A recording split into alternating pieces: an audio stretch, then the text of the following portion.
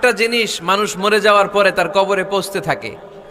ইন্না মিম্মা ইয়ালহাকুল মুমিন মিন হাসানাতিহি বা'দা মাউতিহি, মানুষ মরে যাওয়ার পরেও যে 7টা জিনিস তার কবরে পৌঁছায় তার মধ্যে একটা হচ্ছে মসজিদান বানাহু, সে যে মসজিদ বানিয়ে গিয়েছে ওই মসজিদের সওয়াব। সুবহানাল্লাহ পড়েন।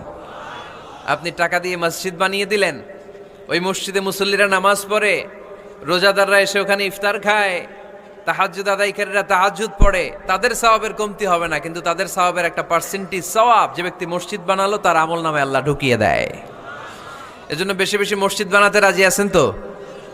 আল্লাহর হাবিব সাল্লাল্লাহু আলাইহি ওয়াসাল্লাম বললেন, সাবআতুন ইউযিল্লুহুমুল্লাহু ফি যিল্লিহি ইয়াওমা লা যিল্লা ইল্লা যিল্লু, 7 শ্রেণীর ব্যক্তিকে আল্লাহ তাআলা কিয়ামতের দিন আরশের নিচে ছায়া দিবে, যেদিন আল্লাহর আরশের ছায়া ছাড়া কোনো ছায়া পৃথিবীতে থাকবে না। সেই দিনটা কি এই দিনের মতো? কিয়ামতের দিনটা আজকের এই দিনের মতো হবে? 50,000 বছর হবে। এটা লেন্থ, এটা ডিউরেশন। কাআন সাফসাফা লা তারা ফিহা ইওয়াজা ওয়ালা আমতা, লেভেল প্লেইং ফিল্ড, তামার জমিন। একটু কল্পনা করেন তো ওই দিনটা কত ভয়ঙ্কর। বাবা ছেলেরে চিনবে না ওই দিন, ছেলে বাবারে চিনবে না, স্ত্রী স্বামীকে চিনবে না, স্বামী স্ত্রীকে চিনবে না, পীর সাহেব মুরিদ চিনবে না, মুরিদ পীর সাহেবকে চিনবে না, নেতা কর্মীকে চিনবে না, কর্মী নেতাকে চিনবে না। হায় হায়, ইয়া নাফসি ইয়া নাফসি বলে কাঁদবে। সূর্যটা মাথার কাছে চলে আসবে, সূর্যের তাপে মাথার মগজগুলো গলে গলে নাকের ছিদ্র আর কানের ছিদ্র দিয়ে টপ টপ করে বেয়ে বেয়ে পড়বে। তৃষ্ণায় মানুষগুলো পাগল পাড়া, জিহ্বাটা বের হয়ে নাভি পর্যন্ত ঝুলতে থাকবে। সেদিন সবাই পাগলের মতো ছুটতে থাকবে, কোনো ছায়া নাই আল্লাহর আরশের ছায়া ছাড়া। আল্লাহর হাবিব বললেন 7 শ্রেণীর ব্যক্তিকে আল্লাহ তাআলা আরশের নিচে ছায়া দিবেন। এর মধ্যে 1 শ্রেণীর ব্যক্তি রাজুলুন কলবুহু মুআল্লাকুন বিল মাসাজিদ, ওই ব্যক্তি যার হৃদয়টা সবসময় আল্লাহর মসজিদের সাথে লেগে থাকে। মসজিদের সাথে যার হৃদয় লেগে থাকে তাকে আরশের নিচে ছায়া দিবে কে? এজন্য মসজিদের সাথে যেন আমাদের হৃদয়গুলো লেগে থাকে। অনেকেই দেখবেন এত ভালো নামাজে, জোহর পরে টেনশন করে আসরটা কই পড়বো, আসর পরে চিন্তা করে মাগরিবের সময় আমি কোথায় থাকবো, মাগরিবের সময় টেনশন, ইস এশাটা হয়ে গেলেই তো শেষ। এরকম লোক আছে না নাই? এদেরকে সেই কঠিন ভয়াবহ দিনে আরশের নিচে ছায়া দিবে কে? তারপরে মসজিদ আমাদের 4 নাম্বার পদ্ধতি, মসজিদকে পরিচ্ছন্ন রাখা, মসজিদকে ঝাড়ু দেয়া। মসজিদকে যারা পরিষ্কার করে তাদের হৃদয়ের যন্ত্রণা দূর করে দেয় কে? সাইয়েদনা ইব্রাহিম আলাইহিস সালাম এবং ইসমাঈল আলাইহিস সালামকে আল্লাহ তাআলা আদেশ করেছেন, তাহিরা বাইতিয়া লিত-তাইফিনা ওয়াল আকিফিনা ওয়ার রুকআইস সুজুদ। হে ইব্রাহিম, ইসমাঈল, বাপ বেটা দুইজন মিলে মসজিদ ঝাড়ু দাও। কি ঝাড়ু দাও? মসজিদেরি ঝাড়ু বড়দার ও কামারে হাত শোনো আমারে মুনাজাত। পড়েন, শোনো শোনো ইয়া এলাহি আমারে মুনাজাত, শোনো আমারে মুনাজাত। পড়েন আমিন। মসজিদ ঝাড়ু দেওয়া মসজিদ আবাদের অন্তর্ভুক্ত। আপনারা কেউ কোনোদিন মসজিদ ঝাড়ু দিয়েছেন নাকি? কে কে দিয়েছেন দেখি? সবাই মসজিদের খাদেম, মাশাআল্লাহ। আমিও দিছি মসজিদ ঝাড়ু, অনেক দিছি, মাশাআল্লাহ। আল্লাহ তুমি কবুল করো। যাদের হৃদয়ে বড় জ্বালা, ফ্যামিলিতে সুখ নাই, শান্তি নাই, তারা হৃদয়ে প্রশান্তি আনতে চাইলে এতিমখানায় যাবেন, এতিমের মাথায় হাত বুলিয়ে দিবেন, এতিমের মুখে খাবার তুলে দিবেন, আপনার হৃদয়টারে নরম করে দিবে কে? আল্লাহর ঘর মসজিদে যাবেন, নিজ হাতে মসজিদটারে একটু পরিষ্কার করে দিবেন, আপনার জীবনটারে উজালা করে দিবে কে? তাহলে এগুলো করার মাধ্যমে আমরা মসজিদের আবাদ করতে চাই। আমরা মসজিদের আবাদকারী হতে চাই কি চাই না? আল্লাহর ঘর মসজিদ আবাদ করার মতো শ্রেষ্ঠ কাজ পৃথিবীতে হতে পারে না। এই মসজিদের কিছু আদব আছে, আল্লাহ রাসূল সাল্লাল্লাহু আলাইহি ওয়াসাল্লাম বলেছেন এই আদবগুলো মেনটেন করে যেন আল্লাহর ঘর মসজিদের সাথে আমরা ব্যবহার করি। মসজিদের 1 নম্বর আদব হচ্ছে মসজিদে ওযুর সাথে প্রবেশ করা। কিসের সাথে? ওযু করে পরিচ্ছন্ন হয়ে মসজিদে প্রবেশ করা। এজন্য অপবিত্র অবস্থায় গোসল ফরজ, এরকম অবস্থায় মসজিদে ঢোকা যাবে? কথা বলেন, ঢোকা যায়? যেই নারীদের মাসিক চলতেছে, মেনস্ট্রুয়েশনাল পিরিয়ড চলতেছে, ওই নারীদের পক্ষে মসজিদে ঢোকা জায়েজ আছে? নাই। তাহলে এটা হলো 1 নম্বর আদব। মসজিদে ঢোকার সময় কি করে ঢুকবো? অজু করে, আওয়াজ করে বলেন কি করে ঢুকবো? অজু করে। 2 নাম্বার আদব হচ্ছে মসজিদে যাওয়ার সময় সবচেয়ে ভালো জামাটা পরে যাব, সবচেয়ে ভালো পাঞ্জাবিটা পরে যাব। জান তো আপনারা?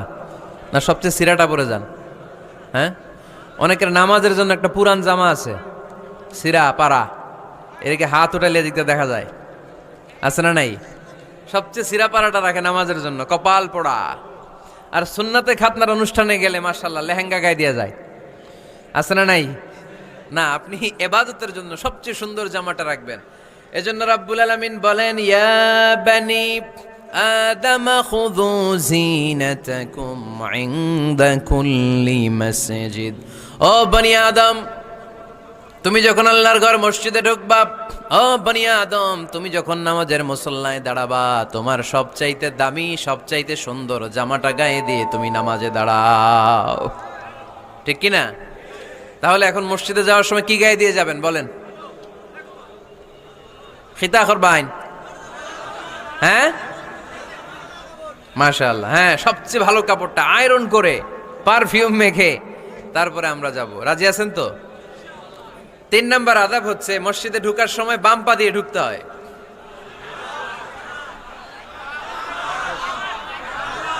কোন পা? আরো জোরে। এদেরকে গুতা মারা লাগে, নাইলে আওয়াজ বাড়ে না, এরকম ভলিউম টাইট করতে হয়, ভলিউম হাই করলে আর পরে বাড়ে, এমনি বলতে চায় না। আর ঘটনা কি? হ্যাঁ, খায় নাই। বদরের যুদ্ধ হয়েছিল রমাদানে, কোন সাহাবী খায় নাই, না খাইয়া একেবারে সাইজ করে দিছে কাফেরদেরকে। আমরা না খেলেও আমাদের হৃদয়ে ইমানি শক্তি আছে না নাই? এই তো বোঝা যাচ্ছে ইমানি শক্তি আছে। এতক্ষণ আছিল কই? তো মসজিদে ঢোকার সময় কোন পা দিয়ে? এগুলো মনে থাকে আমাদের? ভুলা যাই আমরা, খেয়াল থাকে না তো এগুলা। এত কিছু মনের মধ্যে রাখলে এগুলো মনে থাকবে কেমনে? মসজিদে ঢোকার সময় কোন পা? আরো জোরে। বেরোয়ার সময় কোন পা? মনে থাকবে? মসজিদে যখন ঢুকবেন ডান পা দিয়ে ঢুকবেন, আর দোয়া পড়বেন, আউযু বিল্লাহিল আযীম ওয়া বিওয়াজহিল কারীম ওয়া সুলতানিহিল কদীম মিনাশ শাইতানির রাজীম। বিষ্ণু ইসা ইসলাম বললেন, যে ব্যক্তি মসজিদে ঢোকার সময় এই দোয়াটা পড়বে, শয়তান আফসোস শুরু করে, সে বলে, হায় হায়, আজকের দিনের জন্য, সারা দিনের জন্য তো তুই আমার ওয়াসওয়াসা থেকে বেঁচে গেলি, আজকের সারা দিনের জন্য তোরে আমি হারালাম, আজকের সারাটা দিন আল্লাহর পক্ষ থেকে প্রোটেকশন নিয়ে তুই বেঁচে গেলি, আজকের জন্য যা, কালকে তোরে আমি ধরবো। এজন্য এই দোয়াটা পড়ার দরকার আছে না? আউযু বিল্লাহিল আযীম ওয়া বিওয়াজহিল কারীম ওয়া সুলতানিহিল কদীম মিনাশ শাইতানির রাজীম। 4টা বাক্যের দোয়া।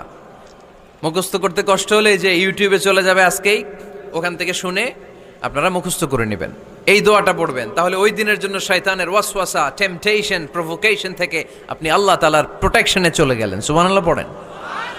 তারপর আল্লাহর হাবিব বললেন, ঢোকার আগে আমারে সালাম দাও। পড়বেন, আসসালামু আলাইকা আইয়ুহান নাবিয়্যু ওয়া রাহমাতুল্লাহি ওয়া বারাকাত।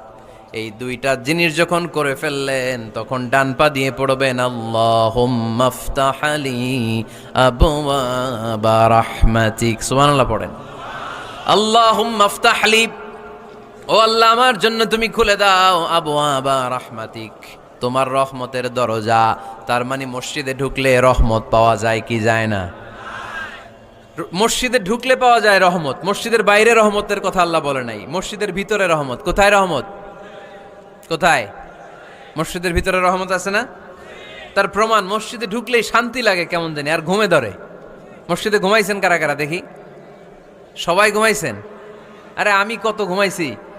জুমার নামাজের সময় যে কি ঘুম আসে, আসে আসে, কমন পড়ছে, একেবারে কমন পড়ে গেছে, ঘুম আসে। কারণ রহমত, রহমতের ঝিরি ঝিরি বাড়ি ধারা আল্লাহ তাআলা আরশের উপর থেকে নাজিল করতে থাকেন, আর এই রহমতের কারণে হৃদয়টা প্রশান্ত হয়ে যায়, অনেকের ঘুমও চলে আসে, ঠিক কি না? এজন্য আল্লাহুম্মা ইফতাহ লি আবওয়াবা রাহমাতিক, ও আল্লাহ তোমার রহমতের দরজাগুলো আমার জন্য খুলে দাও। এই দোয়া পড়লে রহমতের দরজা খুলে দেয় কে? আবার মসজিদ থেকে যখন বের হবেন তখন কোন পা দিয়ে? জোরে বলেন। বাম পা দিয়ে কি পড়বেন? আল্লাহুম্মা ইন্নী আসআলুকা মিন ফাদলিক, ও আল্লাহ তোমার কাছে আমি তোমার পক্ষ থেকে ফদল চাই, মানে রিজিক চাই। রিজিক দেয়ার মালিককে। তার মানে খুব সোজা সাপটা কথা হচ্ছে, মসজিদের ভিতরে পাওয়া যায় রহমত, আর বাইরে পাওয়া যায় ফদল বা রিজিক। বাইরে পাওয়া যায় কি? রিজিক। মসজিদের ভিতরে রিজিক আছে, তার মানে সারাদিন মসজিদে বসে থাকলে রিজিক মিলবে?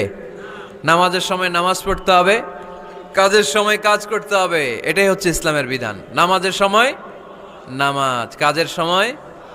আমি প্রশ্ন করব, আওয়াজ করে উত্তর দেন। নামাজের সময়, কাজের সময়, নামাজের সময়, কাজের সময়। এটা মনে থাকবে। এজন্য আল্লাহ বললেন, ফাইদা কুদিয়াতিস সালাতু ফান্তাশিরু ফিল আরদি ওয়াবতাগু মিন ফাদলিল্লাহ। যখন তোমাদের সালাত শেষ হয়ে যায়, আল্লাহর রিজিক অন্বেষণের জন্য আল্লাহর জমিনে তোমরা ছড়িয়ে যাও। নামাজের সময় আসবেন, নামাজ শেষ বের হয়ে যান। ফান্তাশিরু ফিল আরদ, জমিনে ছড়িয়ে পড়ো। নামাজ শেষ, চেয়ারম্যান সাহেব চলে যাবে ইউনিয়ন পরিষদের ভেতরে, ছাত্ররা চলে যাবে হাই স্কুলে, মেম্বার অব দ্য পার্লামেন্ট চলে যাবে সংসদে, সেনাবাহিনীর লোকেরা চলে যাবে ক্যান্টনমেন্টে, ব্যবসায়ীরা চলে যাবে তাদের বাজারে, সিএনজি ওয়ালারা সিএনজি নিয়ে ব্যবসা শুরু করবে, রাস্তায় নেমে যাবে, চিল্লায় বলেন ঠিক কিনা? এটাই ইসলামের বিধান। নামাজের সময় নামাজ, কাজের সময়। আচ্ছা, তাহলে প্রথম সুন্নাত পেলাম, পবিত্র হয়ে ঢুকবো, ভালো জামা পরে ঢুকবো। 2 নাম্বার। 3 নাম্বার, ঢুকার সময় কোন পা, বের হওয়ার সময়। 4 নাম্বার, মসজিদে ঢুকেই 2 রাকাত। মসজিদে ঢুকে কয় রাকাত পড়েন আপনারা? তাহিয়াতুল মসজিদ। মসজিদে আপনি ওয়েলকাম জানাবেন, ঢুকেই 2 রাকাত পড়বেন, ওযু করলেই 2 রাকাত। আল্লাহর হাবিব সাল্লাল্লাহু আলাইহি ওয়াসাল্লাম মসজিদে নববীতে জুমার খুতবা দিচ্ছেন। খুতবা চলাকালীন সময়ে এক সাহাবী এসে মসজিদের মধ্যে বসে পড়লেন। আল্লাহর হাবিব সাল্লাল্লাহু আলাইহি ওয়াসাল্লাম সাহাবীরে বললেন, দাঁড়াও। সাহাবী দাঁড়ালেন। আল্লাহর নবী জিজ্ঞেস করলেন, কেন বসে বললা? 2 রাকাত পড়ছো নাকি? সাহাবী বলে, পড়ি নাই। বিশ্বনবী বললেন, তাহলে তাড়াতাড়ি 2 রাকাত নামাজ পড়ে বসে যাও। সুবহানাল্লাহ পড়েন। 2 রাকাত পড়ো নাই তো পড়ো, দাঁড়াও, তারপরে বসো। দেখেন, খুতবা চলাকালীন সময়ে আমাদের খতিবরা কখনো খুতবা থামায়? কথা বুঝেন নাই? জুমার খুতবা আপনারা শোনেন না? খুতবা চলতেছে, ওই মুহূর্তে ইমাম সাহেবরা কখনো খুতবা থামায়? মাঝখানে কোনো ঝামেলা হইলে থামায় না। প্রথম খুতবা শেষ, বসে, তারপরে দ্বিতীয় খুতবা। খুতবার মাঝখানে কোনো থামাথামি নাই। কিন্তু আল্লাহর হাবিব সাল্লাল্লাহু আলাইহি সাল্লাম কেমন খতিব ছিলেন দেখেন। আল্লাহর হাবিব সাল্লাল্লাহু আলাইহি সাল্লামের খুতবা দেওয়ার স্টাইল এন্ড অ্যাটিটিউড এবং আমাদের খুতবা দেওয়ার স্টাইল এন্ড অ্যাটিটিউড, আল্লাহ রাসূল সাল্লাল্লাহু আলাইহি সাল্লামেরটা কত প্রাণবন্ত ছিল। আল্লাহ রাসূল সাল্লাল্লাহু আলাইহি সাল্লাম সোসাইটি ওরিয়েন্টেড একজন পার্সোনালিটি ছিলেন, সমাজের মানুষ কেন্দ্রিক, খুব সামাজিক ছিলেন আল্লাহ রাসূল সাল্লাল্লাহু আলাইহি সাল্লাম। তিনি দেখলেন একজন বসে পড়ছে, উনি খুতবা থামায় দিলেন। জুমার খুতবা থামায় বললেন, এই নামাজ পড়ছো না? পড়ো, 2 রাকাত পড়ো। আবার খুতবা শুরু করলেন। সুবহানাল্লাহ পড়বেন না?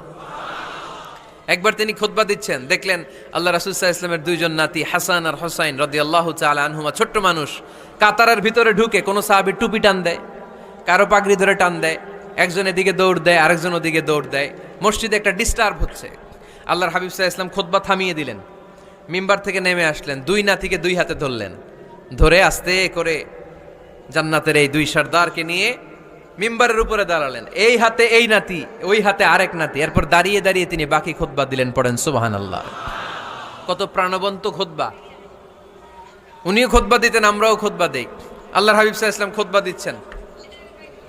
এক সাহাবী এসে বলল, ইয়া রাসূলুল্লাহ, মদিনায় দুর্ভিক্ষ, বৃষ্টি নাই, আপনি বৃষ্টির দোয়া করেন। রাসূল সাল্লাল্লাহু আলাইহি ওয়াসাল্লাম খুতবা থামায় দিলেন, থামাই দিয়ে দোয়া শুরু করলেন। আল্লাহুম্মা আসকিনা গাইসান মুগীসান মারিআন মুরিআন নাফিআন গায়রা দার আজিলান গায়রা আজল।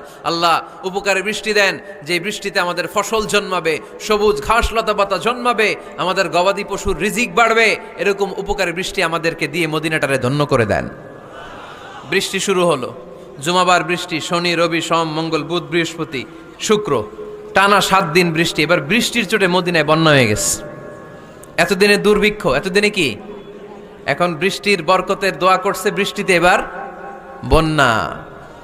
যেই সাহাবী বৃষ্টির জন্য দোয়া করতে বলেছিলেন, পরের জুমাবারের খুতবার সময় এসে ওই সাহাবী বলেন, ইয়া রাসূলুল্লাহ, আবার খুতবার মাঝখানে, ইয়া রাসূলুল্লাহ, আর বৃষ্টির দরকার নাই, আর দরকার নেই, এবার বৃষ্টি বন্ধের দোয়া করেন। আল্লাহর হাবিব সাল্লাল্লাহু আলাইহি ওয়াসাল্লাম খুতবা থামিয়ে আবার বন্ধের দোয়া, আল্লাহুম্মা হাওয়ালাইনা ওয়ালা আলাইনা। হে আল্লাহ, আমাদের চারিদিকে দেন, মদিনাতে আর বৃষ্টির দরকার নাই। চিল্লায় পড়েন সুবহানাল্লাহ। এজন্য খতিব হবে এরকম প্রাণবন্ত খতিব।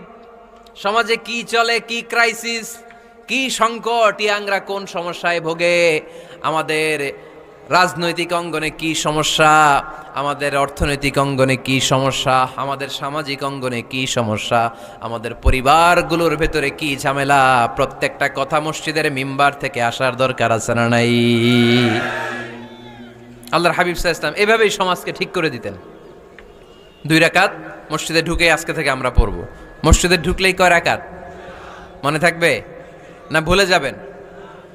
তারপরে আল্লাহর হাবিব সাল্লাল্লাহু আলাইহি ওয়াসাল্লাম বলেছেন, খবরদার কবরের উপর মসজিদ বানিও না।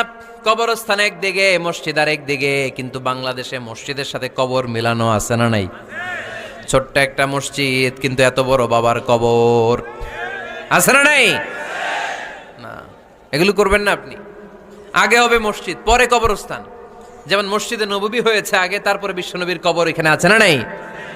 মসজিদে নববী প্রতিষ্ঠিত হয়েছে আগে, পরে বাকি কবরস্থান আছে না নাই? কিন্তু কোন আল্লাহর ওলির কবরস্থানের উপরে যদি মসজিদ বানান, তার উপর লানাত দিয়েছে কে? লাআনা রাসূলুল্লাহ আলাল ইয়াহুদ ওয়ান নাসারা ইত্তাখাযু কুবুর আমবিয়াইহিম মাসাজিদা। আল্লাহর রাসূলের লানত ইহুদি নাসারাদের উপর, কারণ ইহুদি আর নাসারাদের একটা খাসলাত, একটা বৈশিষ্ট্য ছিল, তারা তাদের নবীদের কবরের উপরে মসজিদ বানায় ফেলতো। এটা করা যাবে? এজন্য এলাকায় এলাকায় এই ঝামেলা, কবর আর মসজিদ হবে আলাদা। আবার মসজিদের কেবলার দিকে যেন কবরস্থান না হয়, তাহলে শিরক হওয়ার সম্ভাবনা আছে না নাই? খুব সাবধান, আল্লাহ সব মাফ করে কিন্তু শিরক মাফ করে না, ঠিক কি না? শিরক হচ্ছে মহাপাপ, সব পাপের বাপ। এজন্য আমরা সব করলেও শিরকের গুনাহ মুসলমান কখনো করতে পারে। এরপর আল্লাহর হাবিব বললেন, মসজিদকে পরিষ্কার পরিচ্ছন্ন রাখো। এটাও মসজিদের আদাব। মসজিদে আতর লাগিয়ে দেন, বাখুর জ্বালিয়ে দেন।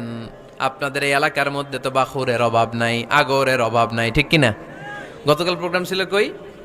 সুজানগর, আগরের রাজধানী। আগর চিনেননি আপনারা? হ্যাঁ, এই যে দেহনেল উদ পারফিউম, আপনাদের এই যে মাহতাব সাহেবের আল হারামাইন, এরপরে যে আজমল কোম্পানি, এও আপনাদের এই মৌলভীবাজার এলাকার। এরকম অনেক কোম্পানি আছে দুবাই ভিত্তিক, গোটা বিশ্বে ওনারা ব্র্যান্ডিং করেছে। এগুলোর র ম্যাটেরিয়াল, কাঁচামাল যায় হচ্ছে আপনাদের মৌলভীবাজার থেকে। ছেলের বউ শাশুড়ির ওয়াজ গতকাল করছি, শুনে নিন। শাশুড়ি আর বৌমার কিলাকিলি, গতকালের ওয়াজের বিষয় ছিল কি?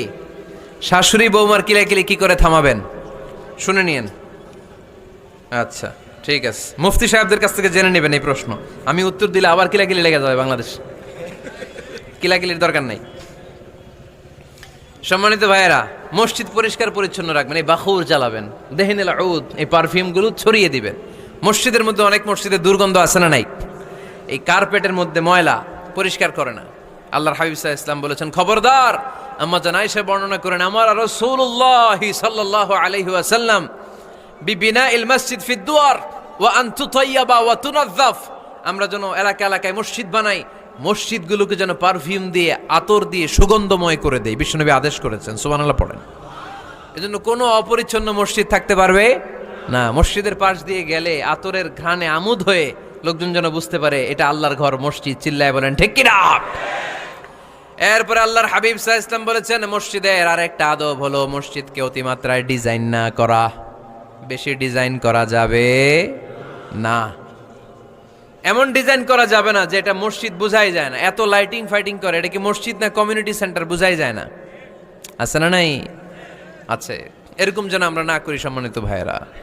বিশেষ করে মসজিদের সামনের দেয়ালে। কোন দেয়ালে? সামনের দেয়ালটা, কেবলার দিকে যেই দেয়াল, এই দেয়ালটা হতে হবে ফ্রেশ, যাতে করে মানুষের দৃষ্টি আকর্ষণ না করে। প্রায় মসজিদের দেয়ালের মাঝখানে দেখবেন আপনি ক্যালেন্ডার ঝুলায় রাখে, আছে না নাই? মৌলভীবাজারের কি অবস্থা? খিতা খবর আছে?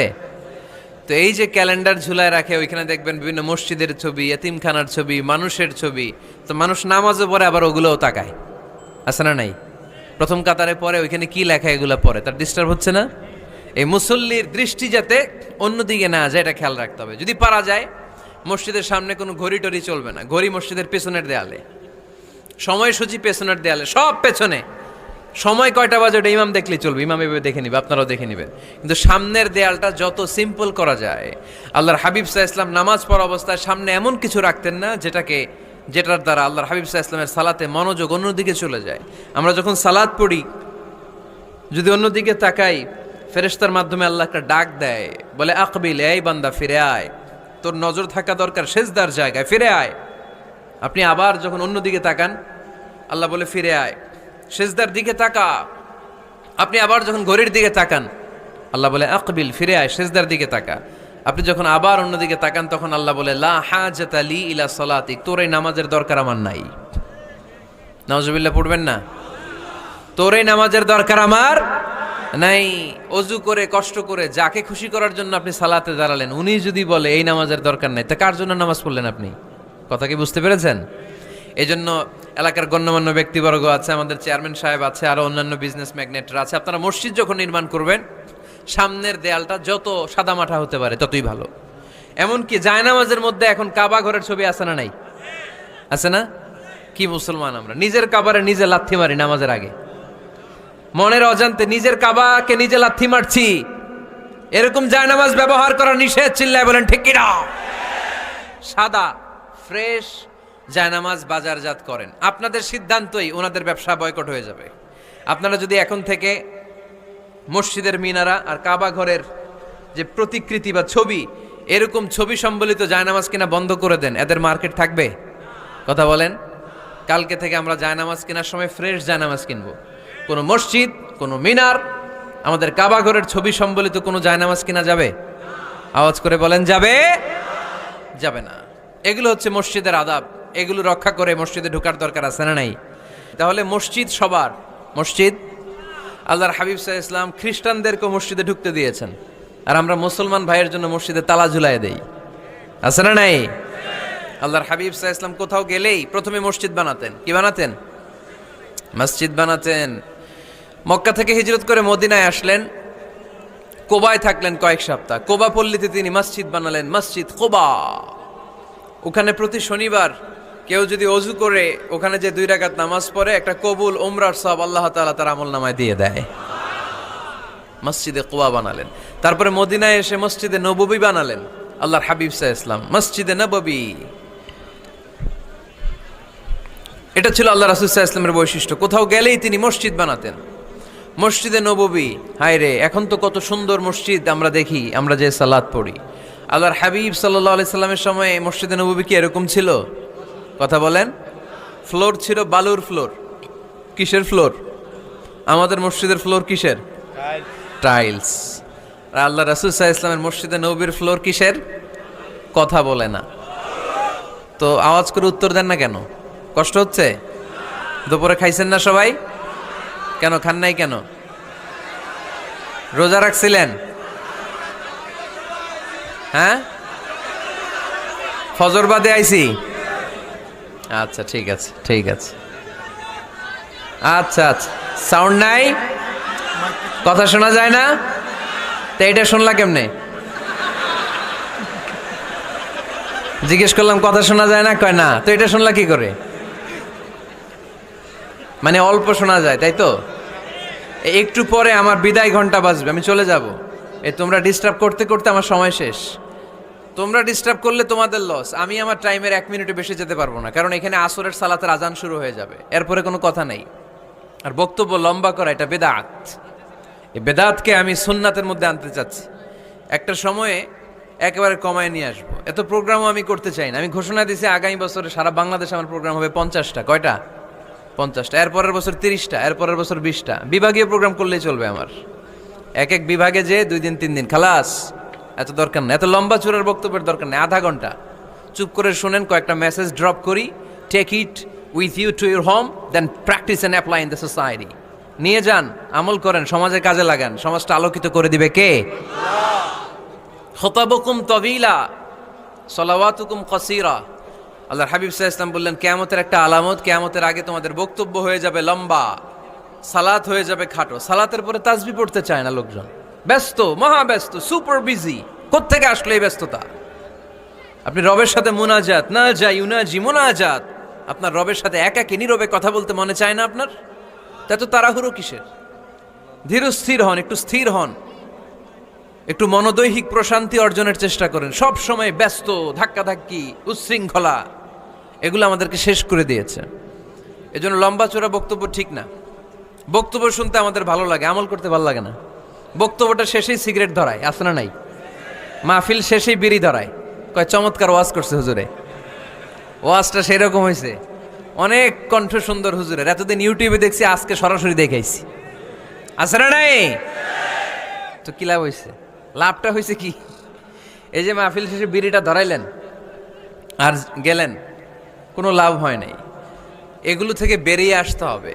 বছরের পর বছর আমাদেরকে শেখানো হয়েছে একভাবে, কেউ এই পরিবর্তনের আওয়াজ তোলে নাই। আওয়াজ আপনাকে তুলতে হবে। আওয়াজ তোলার জন্য এত মানুষ লাগে না, আপনি একাই যথেষ্ট। আপনি দাঁড়ান না সামনে, দেখবেন আপনার সামনে কেউ টিকে থাকতে পারবে না, ঠিক কিনা? কিন্তু আপনার শক্ত সিদ্ধান্ত লাগবে, পরিবর্তনের জন্য শক্ত মানসিকতা লাগবে যে আমি পরিবর্তন করতে চাই। We have to change. যুগ জামানা পাল্টে দিতে চাই না অনেকজন। এক মানুষই আনতে পারে জাতির জাগরণ। এক মানুষই বিপদকালে বাঁচায় কাফেলায়, ক্ষুদ্র ডিঙ্গি বাঁচায় জাহাজ অসীম দরিয়ায়। এজন্য আপনার শক্ত সিদ্ধান্ত পারে আপনার মৌলভীবাজারটাকে দেশের শ্রেষ্ঠ জেলা, শ্রেষ্ঠ থানা হিসেবে আল্লাহর কাছে কবুল করতে, ঠিক কিনা?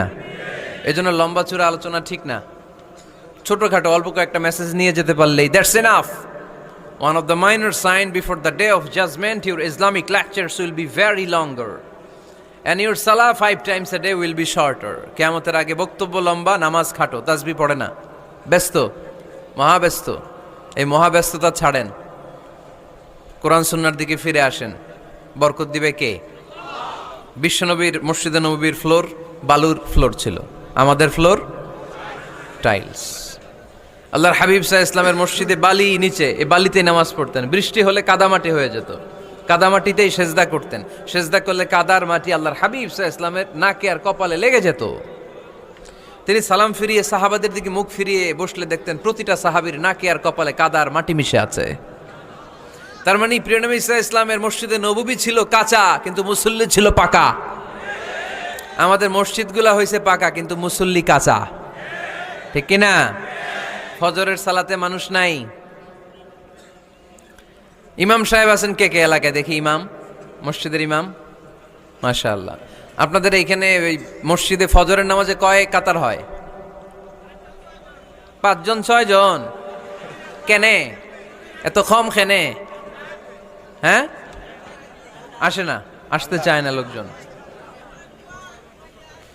তো এই যে 5-6 জন ফজরের সালাতে, কল্পনা করতে পারেন ফজরের সালাতে এত কম লোক। ফজরের জামাতে লোক যায় না, এটা একটা মহামারী। যেদিন ফজরের জামাতের দৃশ্য আর জুমার নামাজের দৃশ্য একরকম হয়ে যাবে, ওই দিনই বাংলাদেশে ইসলাম কায়েম হয়ে যাবে।